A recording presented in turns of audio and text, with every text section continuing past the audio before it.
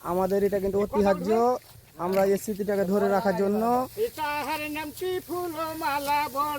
দেখেন গরিব মানুষের কতটা ভরা টাকা দিলে গোলা ভরা ধান, আরে ফুলমালা কে পড়তে দিলে গ্রাম পাঠশালায়, আরে বৈশিন্য নিয়ে আমরা লেখাপড়া করিতে যাই।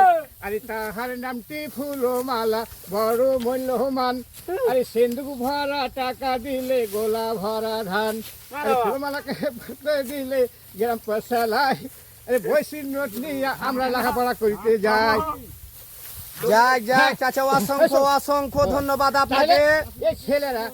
এই ছেলেরা এই মেয়েরা মাছ ধরিতে যায়, ওরে মাছের কাটা ফুটলো পায়ে ঝোলা চেপে যায়, এই নদীর ধারে ভাই বালু চিকি করে, সোনা মুখে রোদ লেগেছে ডালিম ফিটা পড়ে।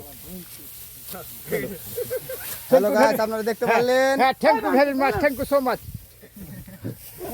একটু দেখতে পারলেন তার কাছে টাকা না থাকলেও তার মনে অভিজ্ঞ একটা কণ্ঠস্বর আছে এবং তিনি এখনো দেশকে ভালোবাসেন। হ্যাঁ আপনারা থ্যাংক ইউ ভেরি মাচ। হ্যাঁ হ্যাঁ হ্যাঁ